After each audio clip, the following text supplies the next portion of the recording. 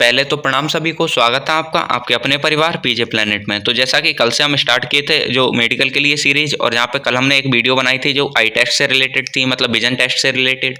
आप उसे देख सकते हैं क्योंकि सबसे ज़्यादा पॉइंट जो मिलते हैं वो उधर ही मिलते हैं और सबसे ज़्यादा बच्चे भी फेल आई में ही होते हैं। तो आप उस वीडियो को देख लेना, उसमें काफ़ी अच्छे से सारी चीज़ें समझाई हैं। अगर आपको कोई प्रॉब्लम है आंखों से रिलेटेड तो उसे ज़रूर देखना, साथ ही साथ सॉल्यूशन भी बताया है।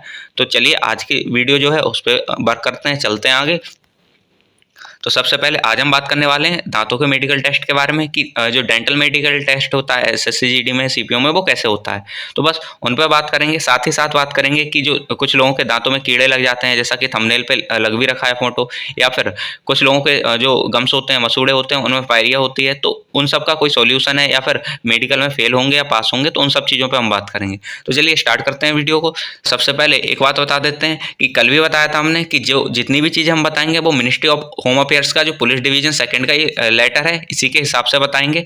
और इसमें सारी गाइडलाइंस दे रखी हैं रिक्रूटमेंट के लिए, मेडिकल एग्जामिनेशन के जो सेंट्रल आर्म्ड पुलिस फोर्सेस या सीएपीएफ का होता है, साथ ही साथ असम राइफल्स का। तो उसके हिसाब से कोई भी चीज़ फेक नहीं है और सारी चीज़ें जो हैं वो गवर्नमेंट की वेबसाइट से, सीआरपीएफ से उठाई गई हैं। तो यहाँ पे कुछ गलत होने की संभावना भी नहीं है। तो चलिए स्टार्ट करते हैं आगे की चीज़ों को। सबसे पहले हम आते हैं डेंटल एग्जामिनेशन पे। तो यहाँ पे कुछ जनरल कंसिडरेशन दे रखे हैं और इनके बारे में बात करते हैं। तो यहाँ साफ साफ दे रखा है कि जितने भी आपके दांत हैं वो मतलब रिजेक्शन उनका या एक्सेप्टेंस उनकी वो डिपेंड करेगा कि आपके जो दांत है कितने मतलब डिके हो रखे हैं और कितने रिमेनिंग है, मतलब अच्छे से वर्क कर रहे हैं, उसके हिसाब से। फिर नेक्स्ट पॉइंट दे रखा है कि आप या कोई भी कैंडिडेट है तो उसके पास एफिशिएंट नंबर में दांत होने चाहिए चबाने के लिए। अगर ऐसा नहीं है या फिर वो चबाने के लिए आर्टिफिशियल दांतों का यूज़ कर रहा है तो फिर उसे मतलब अंदर नहीं लिया जाएगा, उसे पास नहीं किया जाएगा। नेक्स्ट पॉइंट पे चलते हैं। तो दे रखा है जो कोई भी कैंडिडेट है कि उसके दांत अच्छे से चबा पा रहे हैं या नहीं चबा पा रहे हैं, वो चीज़ क्या डिसाइड करेगी, कैसे आप कह सकते हैं कि हाँ इसके दांत प्रॉपर हैं और इसके नहीं है। तो इसके लिए कुछ डेंटल पॉइंट दिए हैं, कुछ गाइडलाइंस दी हैं, उनके बारे में चर्चा करेंगे। साथ ही साथ हम बात कर लेते हैं कि सबसे पहले कि कौन कौन से दांत हमारे होते हैं, और आप जानते भी होंगे। ये एक जबड़ा दे रखा है और उसमें भी हाफ पार्ट दे रखा है, मतलब यहाँ पे 16 में से 8 दांत दे रखे हैं। तो इनमें से ये सामने के जो दांत होते हैं 4 दांत होते हैं वैसे, लेकिन हाफ की बात करें तो 2 ही दांत होंगे, इन्हें इंसीजर कहते हैं। और ये साइड में ये दांत होते हैं कुत्ते जैसे जो दांत होते हैं नुकीले से, उन्हें कैनाइन कहते हैं। लास्ट उसके बाद जो दांत होते हैं दाढ़ जैसे स्टार्ट हो जाते हैं, उन्हें प्रीमोलर कहते हैं। और लास्ट में ये 3 मोलर्स होती हैं। ये 3 नहीं है बाय द वे, 6 हैं, लेकिन हाफ है तो इस वजह से 3 हो जा रही हैं। तो ये थी।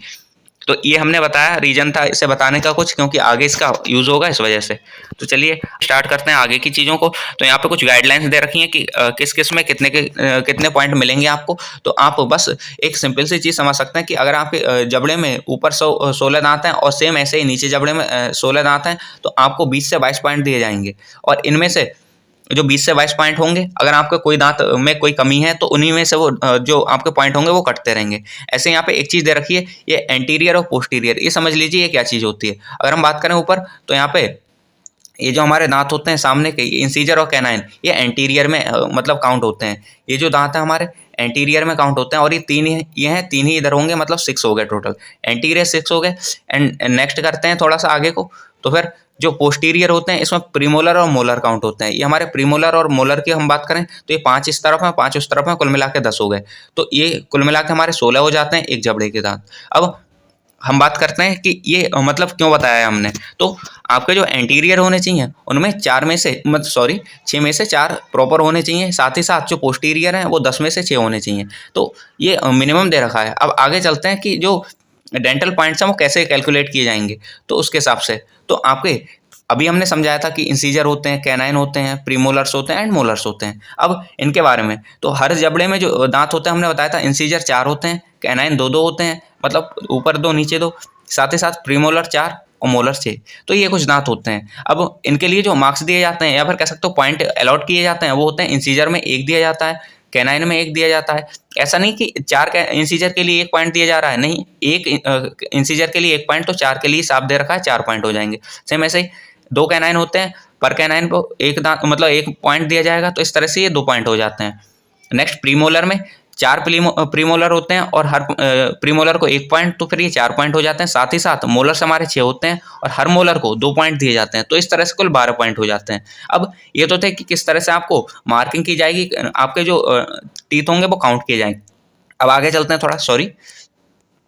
यहाँ पे टोटल जो पॉइंट इस तरह से हम काउंट करते हैं तो ये बन जाते हैं हमारे 22 पॉइंट। अब 22 पॉइंट में से क्या आपको 22 लाने हैं? नहीं, बिल्कुल नहीं। अगर 22 में से आपके पास 14 डेंटल पॉइंट्स होते हैं तो आपको पास कर दिया जाता है, और इसके अलावा अगर कम होते हैं तो आपको फेल कर दिया जाता है। अब कुछ लोगों का सवाल होगा कि सर हमारे तो यहाँ पे 28 टीथ हैं या फिर 30 टीथ हैं, तो क्या हम तो कभी ये कंप्लीट नहीं कर पाएंगे, क्योंकि जब ये होंगे तो यहाँ पे कुछ मोलर्स की संख्या कम होगी।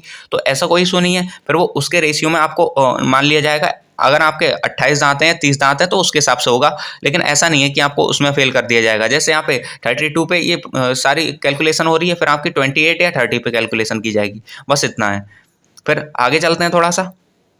तो ये तो हम बता चुके हैं कि 14 आपके पास होने चाहिए। साथ ही साथ दे रखा है जो चीज़ें यहाँ पे जैसे फिलिंग करा लेते हैं तो वेल फिल्ड जो टीथ होते हैं वो यहाँ पे मतलब पास कर दिए जाएंगे, लेकिन कोई भी पॉइंट जो आर्टिफिशियल टीथ हैं उन्हें नहीं दिया जाएगा। कहने का मतलब अगर आपने फिलिंग करा रखी है, फिलिंग अभी हम बात करेंगे फिलिंग पे भी, तो फिर आपको इन कर लिया जाएगा, क्योंकि उसका इतना पता भी नहीं चलता और साथ ही साथ तो कोई प्रॉब्लम नहीं रहती उससे। आगे हम नेक्स्ट पॉइंट पे बात कर लेते हैं जो कि हमारा पायरिया का पॉइंट। अगर हम पायरिया पे बात करें तो जो गम्स होते हैं, गम्स में एक ही पॉइंट बनता है पायरिया का कि पायरिया नहीं होनी चाहिए। पायरिया मीन्स कुछ लोग होते हैं जिनके जो मसूड़े होते हैं उनमें से ब्लड आने लग जाता है। जैसे यहाँ पे देवी रखा है कि नॉर्मल गम्स जो होते हैं वो पिंक कलर के होते हैं और दांतों से आराम से चिपके रहते हैं, साथ ही साथ उनके बॉर्डर साफ होते हैं। लेकिन अगर कोई इंसान है, अगर उसे पायरिया की प्रॉब्लम है, तो उसके जो गम्स होते हैं वो दांतों को छोड़ने लग जाते हैं, कभी कभी वहाँ से ब्लीडिंग भी होने लग जाती है, और कभी कभी ऐसा होता है उसमें पस भी पड़ जाता है। तो ये चीज़ें हैं, और इस तरह का अगर कोई भी कैंडिडेट है तो शुड बी रिजेक्टेड, मतलब उसे रिजेक्ट किया जाएगा।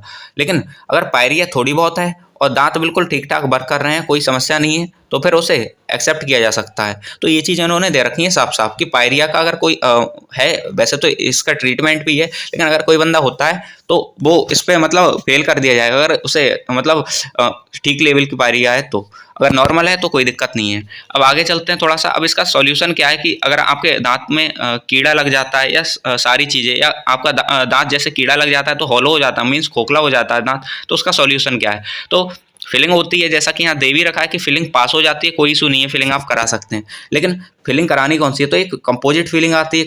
कंपोजिट फिलिंग की हम बात करें तो ये लेज़र से की जाती है और बहुत ज़्यादा खर्चा नहीं होता है, ऐसे ही 1500 से 2000 में आराम से ही हो जाएगी।